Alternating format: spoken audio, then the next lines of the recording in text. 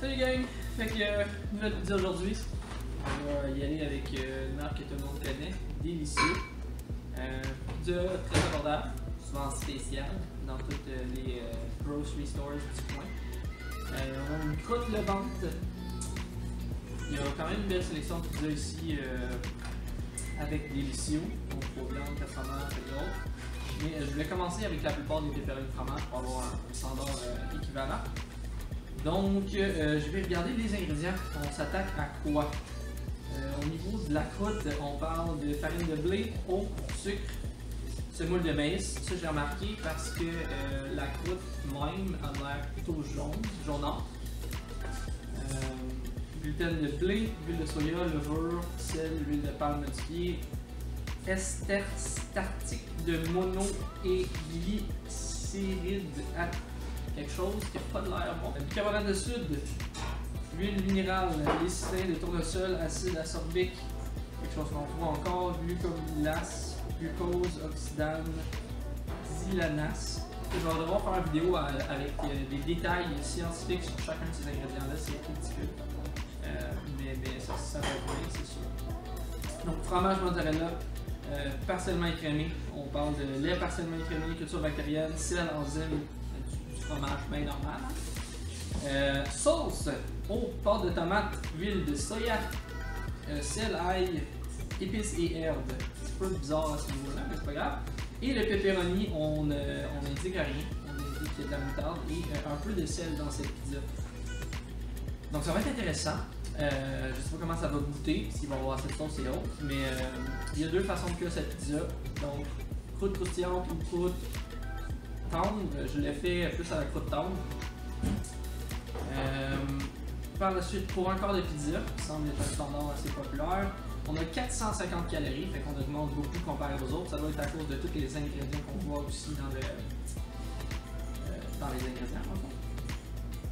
Les gras, on a 21% de la valeur quotidienne, donc 16 g de lipides. Le gras trans, on a 32%, quand même assez élevé, avec 0,4 g. Ensuite, les glucides, on a 56 g, avec fibres à 7%, sucre à 7% aussi. Protéines, 22 g, quand même cool. Cholestérol, 35 mg, je ne sais pas ce que ça représente.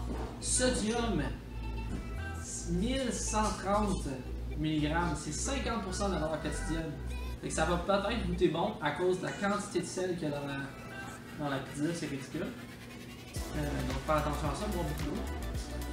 Potassium, calcium et fer, donc on parle de 5, 19 et 22 pour faire un petit peu de fer et autres minéraux, mais c'est peu pertinent à ce niveau-là.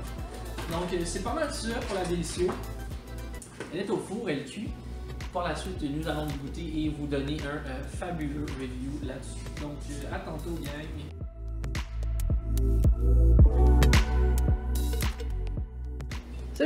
Salut! Bonjour, bonsoir. À tous les moments de la journée que vous allez écouter cette vidéo. Donc, j'ai ma pizza. Je vais te la montrer. Classique, Délicieux. Ok, c'est beau. Je vais manger une pointe normalement. Je connais relativement bien cette pizza, mais je vais quand même rajouter mes épices que je rajoute tout le temps sur ma pizza, poivre et poudre d'ail. Donc, c'est parti. La pizza se tient bien. Je l'ai un peu trop cuit par en dessous, mais c'est pas grave. Le goût ne sera pas altéré, selon moi. Ça devrait être pas pire. Encore une fois, malheureusement, j'ai pas les ingrédients du pepperoni, fait que je sais pas à quel point ça va être un bon pepperoni, mais bon, on y va.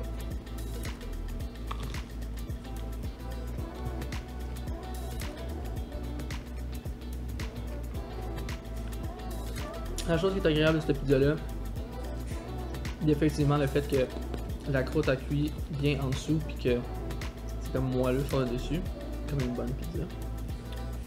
Très intéressant. Au niveau du goût, de la quantité de sauce, je trouve que c'est intéressant aussi.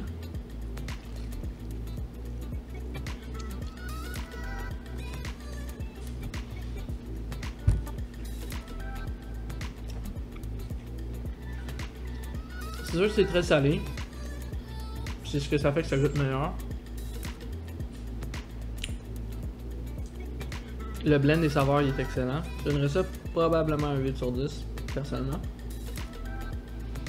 Le fromage goûte bon. La pâte elle goûte bonne aussi.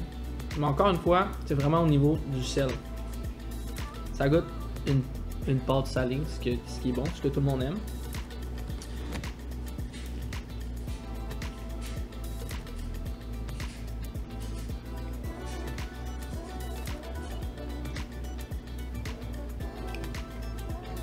C'est difficile d'avoir une saveur distincte au niveau de la sauce par contre. C'est comme un goût, un bon goût, mais sans être trop prononcé comme certaines sauces de tomates vont avoir un beau goût de tomate ou certaines épices qui vont vraiment sortir. C'est correct, mais tu le goûtes pas genre.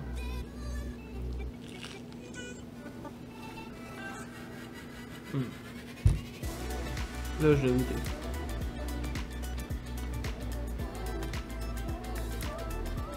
Fait qu'au niveau de la pâte, puis juste la manger, c'est vraiment agréable. Il y a un crunch, puis aussi c'est un peu moelleux. Fait que l'expérience, je donnerais ça un 8.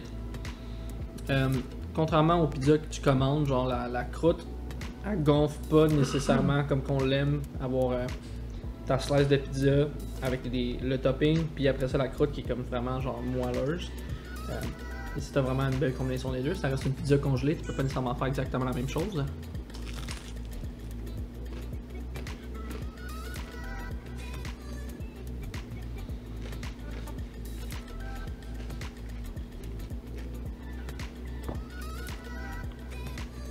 La pâte lève bien, 9 sur 10 à ce niveau-là, très agréable à manger. Le goût il est pas pire, mais beaucoup de sel. On va y aller pour un pepperoni.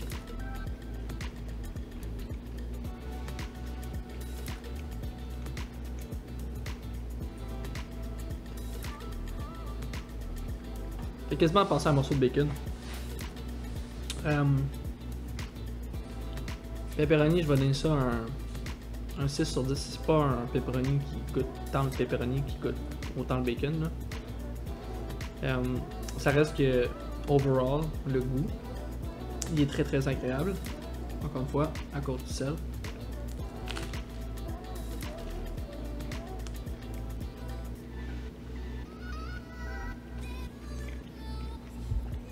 Je pense que je vais donner ça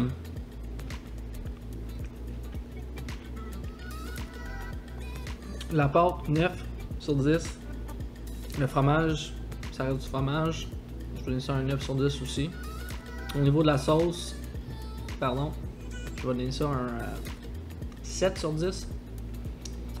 L'expérience culinaire au complet, c'est juste agréable à manger. Je vais donner ça un 8 sur 10. Donc, la Rising Crust Delicio, ça va y aller vers un 8.5, 8.4 pardon, sur 10. Ouais.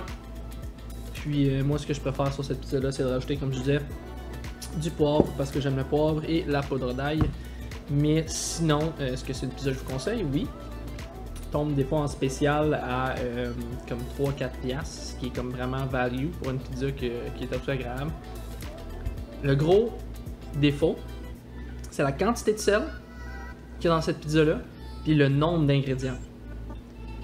Fait que, étant donné que c'est fabriqué ou c'est fait usiné, c'est pas comme certaines pizzas qui sont plus authentiques si on veut. Il y a vraiment beaucoup d'ingrédients, puis on sait pas tous ces ingrédients là comment ils affectent notre corps à long terme ou même à court terme.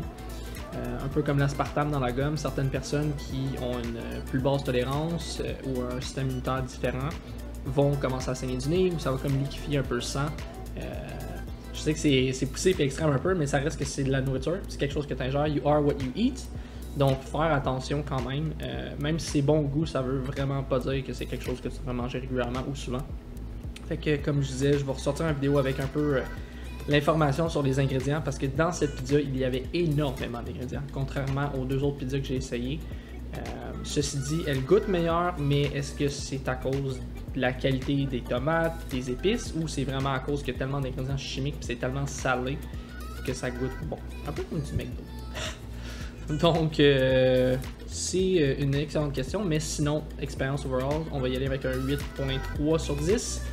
Puis, c'est ça. Donc, je vous souhaite une excellente journée et on se revoit bientôt. Salut, gang!